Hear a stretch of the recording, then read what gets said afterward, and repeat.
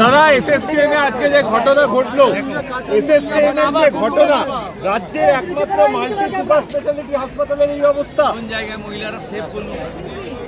বাঁশকুড়া হসপিটালে সেফ না উলবেড়িয়া সামনে লোকগুলো তুলে দিয়ে আরজি করে সেফ না এখানে কোথাও সেফ?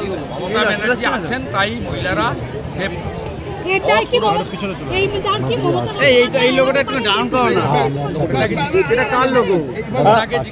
আমরা ওনাকে সরানোর জন্য 24/7 খাটছি, সবাইকে এক করছি।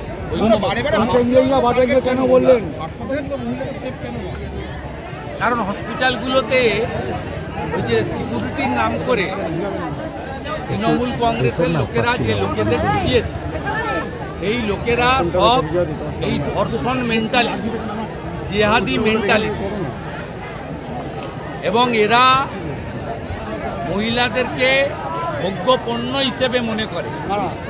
আমরা মহিলাদেরকে দেবী মা দুর্গার চোখে দেখি, শক্তি স্বরূপা ভাবি, লক্ষ্মী ভাবি, আর ওরা মহিলাদেরকে মনে করে যে এটা ভোগ্য পণ্য। হুমায়ুন কবির বলছেন দল থেকে বের করে দিলে বুঝিয়ে দেবো। যাদেরকে ঢুকেছে মমতা ব্যানার্জি, অরূপ বিশ্বাসরা এসএসকেএমে, মমতার ভাইরা কুমার সাহা, বাবলু সিং, কারা ঢুকাইলো? আরজি করে কে ঢুকিয়েছে? অতীন ঘোষ। জনগণনার কাছে ঢিলেমি করছে রাজ্য সরকার, জনগণনার কাছে ঢিলেমি করছে রাজ্য সরকার। ইতিমধ্যে বিজ্ঞপ্তিও প্রকাশ হয়েছে।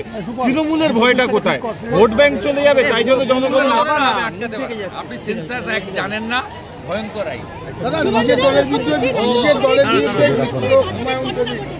আমি ওর কথার উত্তর দেবো। ওই যে নাম উনি বলেছেন, আমাকে দিয়ে নামটা বলেছেন, আপনার আমার লেভেল কি? এইসব অর্বাচীন লোকদের নামের কমেন্ট আমার কাছ থেকে নেবেন না, আমি ফাইনালি বলে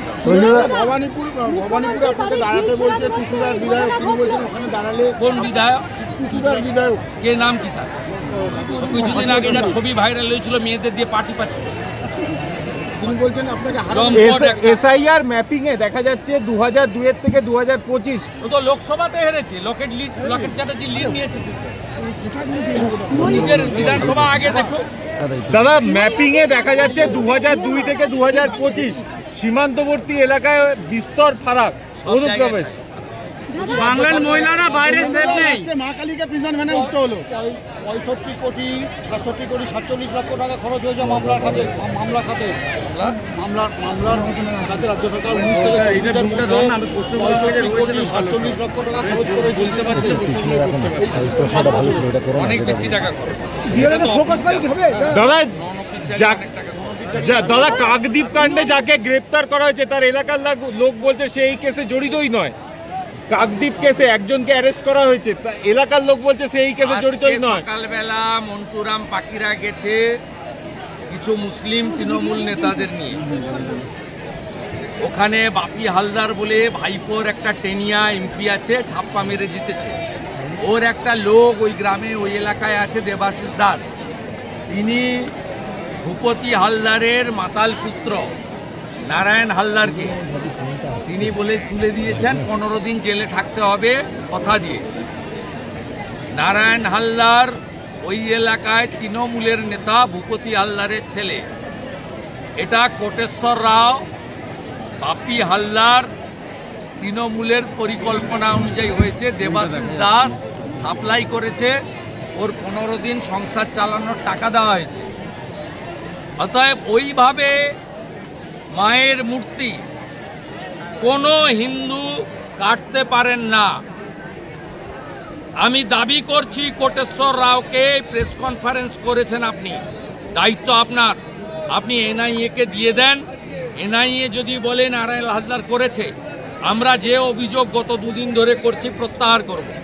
আর এনআইএ তদন্ত হলে প্রমাণ হবে বিধর্মী জেহাদি বাংলাদেশি মুসলমানরা এই কাজ করেছে, বাংলাদেশের মডেলে আমাদের মা কালীর মূর্তি মুণ্ডচ্ছেদ করেছে, অপবিত্র করেছে। সেকেন্ড থিং হচ্ছে যে কায়দায় পুলিশ মা কালীর ওই অপবিত্র মূর্তিকে অপবিত্র করা মূর্তিকে আপনার গাড়িতে প্রিজন ভ্যানে তুলেছেন, এটা স্বাধীনতার আগেও তো কেউ দেখেনি, আমরা জানি না, আমরা তখন ছিলাম না। স্বাধীনতার পরেও কেউ দেখেছে বলে কেউ জানে না যে এই দৃশ্য মা কালীর মূর্তি প্রিজন ভ্যানে গ্রেপ্তার হচ্ছে। এ দৃশ্য বাংলাতে আমরা মমতার আমলে, খালা মমতার আমলেই দেখলাম। ভোট ব্যাংক বাঁচাতেই কি এসআইআর এ আপত্তি? ফিরহাদ হাকিম আরো বলছেন যে ওনার কথা উত্তর দিতে হবে। উনি চান 50%-এর বেশি লোক উর্দুতে কথা বলে। উনি সবাইকে দাওয়াতে ইসলাম দেন, উনার হিন্দুদের ব্যাপারে না কথা বলাই ভালো। সোনুদা, বঙ্গতে পুজো কখন হবে ভালো করে? সনাতনীরা পুজো কখন ভালো করে করতে পারবে? যখন এখানে বিজেপির মুখ্যমন্ত্রী হবে, নরেন্দ্র মোদীজির পরিচালিত একটি সরকার হবে। ভারতীয় জনতা পার্টি রাষ্ট্রবাদে বিশ্বাস করে, সনাতন সংস্কৃতিতে বিশ্বাস করে, সমস্ত ধর্ম যাতে শৃঙ্খলার সঙ্গে নিয়ম মেনে ধর্ম পালন করতে পারে সেটা ভারতীয় জনতা পার্টি মনে করে। উত্তরপ্রদেশে শুধু হিন্দু নয়, অন্য ধর্মেরও লোকেরা পারফরমেন্স করতে পারে, কেউ কোথাও বাধা দেয়। স্যার, রাস্তায় স্লোগান আবার উঠেছে, গো ব্যাক স্লোগান আবার উঠেছে, ভাঙচুর গাড়িতে আবার হচ্ছে বিজেপি নেতাদের যখন কোনো মঞ্চে যাচ্ছেন। সব বাংলাদেশি মুসলমান। এসআইআর এ নাম থাকবে না, নাম বাতিল হবে, ভয়ে করছে।